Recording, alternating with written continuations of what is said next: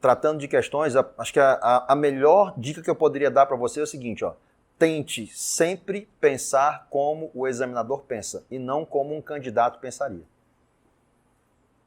O que eu estou querendo dizer com isso? Pessoal, é uma coisa muito assim, muito óbvia, né? Quando você começa a resolver questões e começa a perceber certas situações recorrentes, você começa a entender o processo que está por trás de alguém que elabora as questões. Então, assim, a maioria das questões, elas são tiradas de algum lugar. O examinador, ele tem um certo receio de criar a questão na cabeça dele e ele vai fazer o quê? Copiar o texto de algum lugar, de alguma fonte que ele acha que é confiável e vai produzir alguma mudança ali ou não para poder elaborar a questão dele. Tá certo?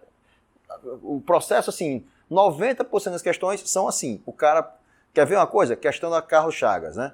Você viu muito texto, é certeza, as opções são todo texto grande, é copiado de algum lugar. O cara não inventa aquilo na cabeça dele, é copiado.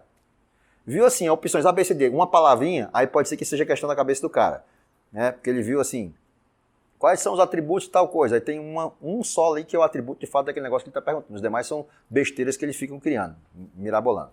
Mas viu muito texto, foi copiado de algum lugar. Então o que você tem que pensar? Tem que pensar o seguinte, se eu tivesse no lugar do cara que fez essa questão, né? O que eu pensaria a respeito? Então, aquelas questões padrão do CESP, que é de comparação. Questão onde o cara coloca assim, ó, conceito A e conceito B.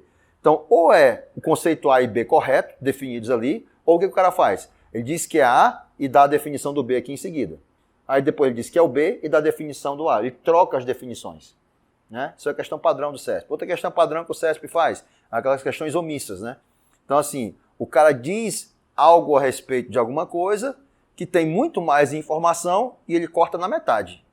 Ele só diz uma parte do negócio. Nós, naturalmente, achamos que o fato dele não ter dito tudo que nós sabemos sobre o negócio está errado. Só que omissão não é erro. E aí a galera, quando está começando a estudar, se lasca, que é uma beleza, né? Eu passo aqui 31 aulas aqui no Dominando TI falando a respeito desse tipo de questão. E toda aula a galera está errando questão do mesmo jeito de questão omissa. É a questão mais padrão que o CESP tem, que a galera cai, que é uma beleza. Tá certo? Então, assim, tente, à medida do possível, se acostumar a enxergar a questão sob o viés do examinador.